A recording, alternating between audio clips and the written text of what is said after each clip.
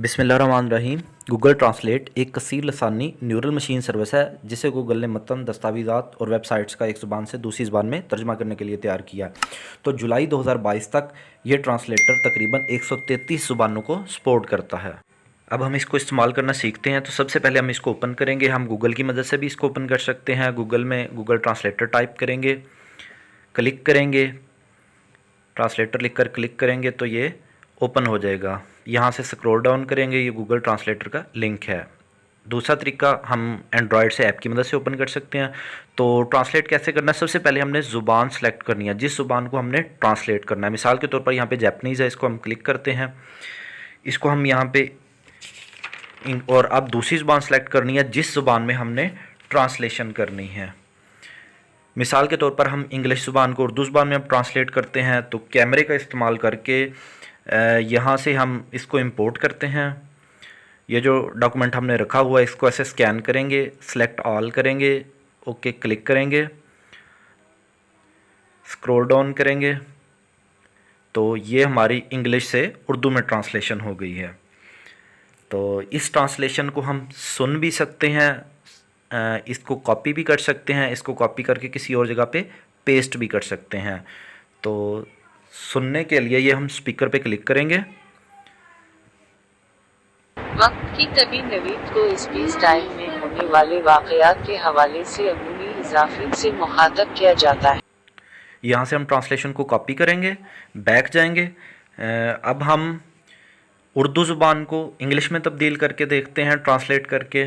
तो यहाँ से उर्दू को सिलेक्ट करेंगे, ये दूसरे नंबर पे इंग्लिश ज़ुबान सेलेक्ट है। अब यहाँ से फिर कैमरे पे जाएंगे, इंपोर्ट करेंगे। ये हमारे पास उर्दू का एक डॉक्यूमेंट पड़ा था, इसको हम स्कैन करते हैं, सेलेक्ट करते हैं तो ये उर्दू की ट्रांसलेशन हमारे पास इंग्लिश में ट्रांसलेट हो गई है। तो इसको हम ऐसे देख सकते हैं स्क्रॉल डाउन करके। इसको भी कॉपी कर सकते हैं, सुनना चाहें तो ये स्पीकर के ऑप्शन पे क्लिक करके हम इस ट्रांसलेशन को सुन भी सकते हैं। तो यहाँ से इसको हम सुन सकते हैं।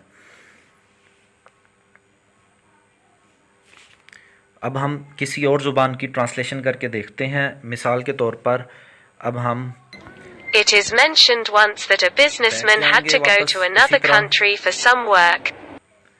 अब यहाँ से हम हिंदी ज़ुबान सेलेक्ट करते हैं, क्लिक करेंगे। ये हिंदी ज़ुबान इसको सेलेक्ट करेंगे और जिस ज़ुबान में ट्रांसलेशन करनी है, अगर हमने उर्दू में तो इसी तरह डॉक्यूमेंट सेलेक्ट करेंगे।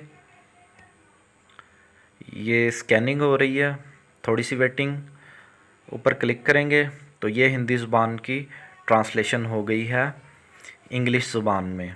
तो बिल्कुल इसी तरह हम इसको सुनना चाहें सुन सकते हैं। किसी और ज़ुबान में ट्रांसलेशन करने के लिए अब जैसे हमने यहाँ से अरबी सेलेक्ट की है, अब उसको इंपोर्ट करेंगे। जो डॉक्यूमेंट आपके पास पड़ा हुआ है उसको स्कैन कर सकते हैं।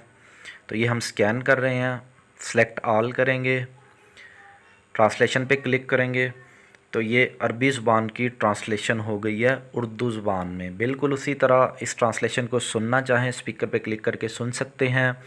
कॉपी करना चाहें तो इस ऑप्शन से हम इसको सिलेक्ट करके कॉपी कर सकते हैं, इसको अगर किसी और जगह पेस्ट करना चाहें तो।